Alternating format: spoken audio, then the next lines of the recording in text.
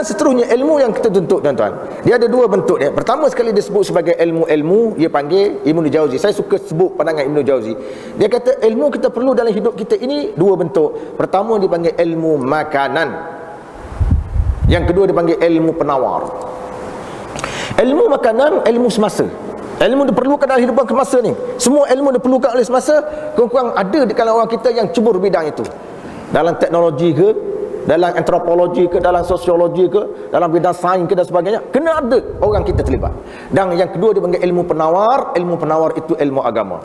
Dua-dua ilmu ini sebagai asas. Mulakan dengan ilmu penawar, tuan-tuan. Mulakan ilmu penawar. Sebab apa? Kalau orang tua-tua dulu kan, orang tua-tua aku dia banyak ilmu. Yang ngapa ayat tu, dia ngapa ayat ni, dia masuk hutang, kena gigit ular, dak degih. Pasal apa dak degih, tuan-tuan? Sebab ilmu duduk dalam dada dia.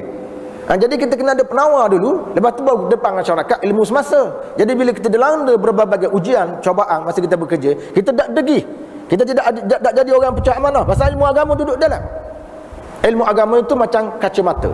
Siapa ilmu agama dia betul, dia akan pandang betul. Siapa ilmu agama dia tak betul, dia akan pandang tak betul. Sebab itu ilmu agama itu perlu mantap. Di Kelantan ni, alhamdulillah kita tahu dia pusat ulama, ilmu agamanya mantap. Kemudian ilmu agama terpecah dua pula. Ada ilmu agama yang bersifat wajib, ada ilmu agama yang bersifat sunat. Cuma hak ni sudah sedia kita maklum. Cuma nak sebut begini, tuan-tuan. Ada beberapa ilmu yang melibatkan istihad semasa dia. Beberapa ilmu yang melibatkan istihad semasa yang saya merasakan bahawa ustaz-ustaz kita lah perlu perbaiki diri. Sebab pengalaman saya lebih kurang 24 tahun, tuan, saya bertugas di UNIZA ni. Dulu KUZA, bertugas di KUZA, kemudian tukar nama Universiti Darul Iman, sekarang tukar terkini jadi Universiti Sultan Zainal Abidin, mengambil nama sempena Sultan Zainal Abidin yang ketiga. Masalah kita, setengah orang agama juga, dia bila dia keluar universiti, bila dia keluar pondok, dia tidak cuba memperbaiki diri, tambah, meningkatkan lagi ilmu yang ada. Jadi bila kita tanya dia jawab, Tok Guru dia jawab 10 tahun lepas. Sedangkan isu tu sudah berubah. Contoh dia, contoh masalah mengeluarkan zakat gaji. Sekarang ni semua jabat agama, majlis agama Islam di Malaysia mengamalkan konsep zakat gaji. Zakat gaji ni tidak ada di dalam mazhab Syafi'i, tidak dibincang. Tapi berdasarkan setiap ulama-ulama Malaysia, maka mereka ambil. Dan kebetulan pendapat ini membetuli pendapat mazhab Hanafi. Jenis zakat gaji ni. Jadi adalah seorang hamba Allah, guru agama, bila dia mengajar, orang kata, ustaz, ada tak zakat gaji di dalam Islam? Dia kata tak ada. Satu. Dah sekarang jabat agama buat zakat gaji tu lagu mana, ustaz? Dia berkata itu jabat agama ikut mazhab Al-Qardawi. Pula ada pula kamu tu buat mazhab? Tak ada mazhab, di pandangan dia. Zakat gaji ni besar kan. Jadi tidak ada salahnya kita ambil zakat gaji dan sebagainya diberi sumbangan pada masyarakat. Sekarang ni kata-kata orang Islam, sistem zakat ni tak faham tak? Sebab saya sebagai penasihat zakat Majlis Agama Islam Negeri, sistem zakat dalam Islam ni tujuannya menghapuskan kemiskinan itu sebenarnya.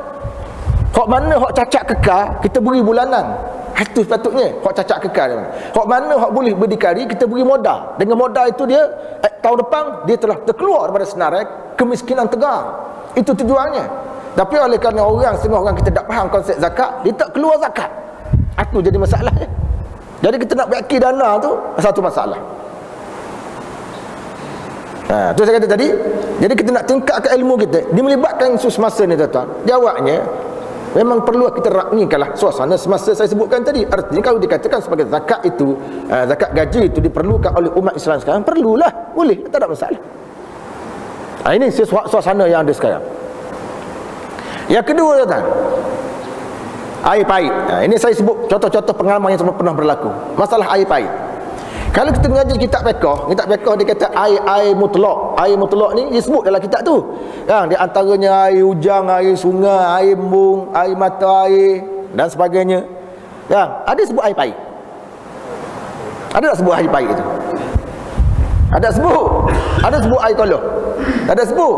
Jadi ada seorang ustaz dia mengajar, aku tanya dia, ustaz, air pahit mana? Alah, sudahlah. Dia dah nak tu. Air pahit tak ada dah tu kan? Dalam 7 hari itu air pahit tak ada. Air pahit memang tak ada dalam senarai itu. Tapi air pahit itu air mutlak dan air mutlak.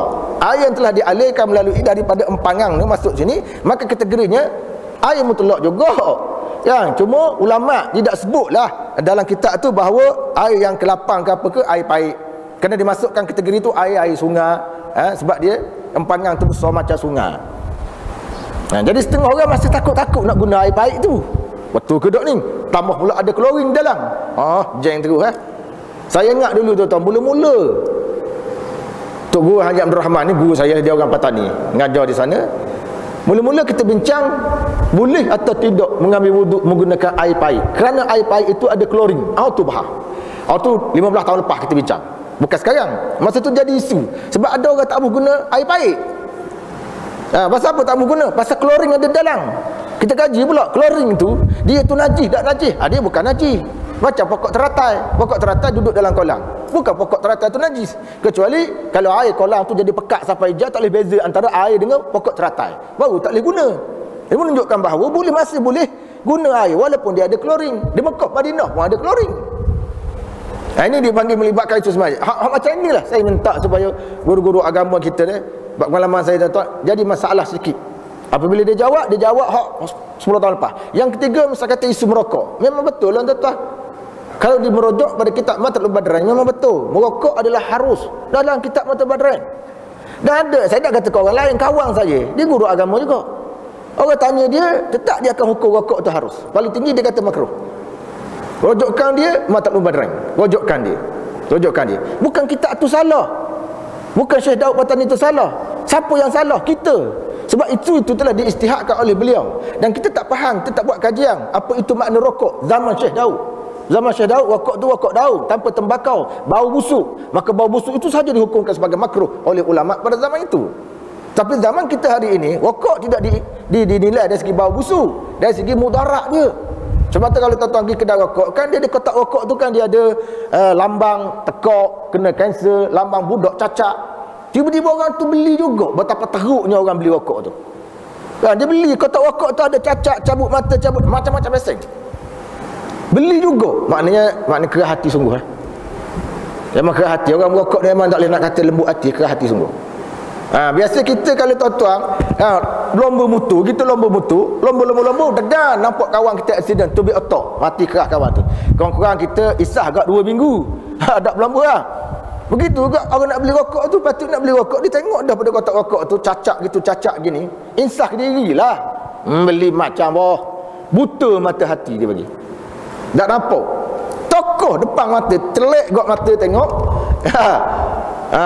Barulah kita akan menang lawan mereka dah hidup ekonomi. Ini tidak, sebab dari segi hak dalaman kita ni satu masalah besar. Begitu orang jual rokok tu, dia sepatutnya kena mujahadah diri, tarbiyah dirinya supaya jangan jual benda-benda yang haram. Jangan jual benda-benda yang haram. Sedikit demi sedikit insya-Allah akan berjaya ni. Itu saya sebut tadi tuan-tuan, ilmu-ilmu semasa yang perlu kita faham untuk berdepan dengan persaingan-persaingan sangat hebat ni.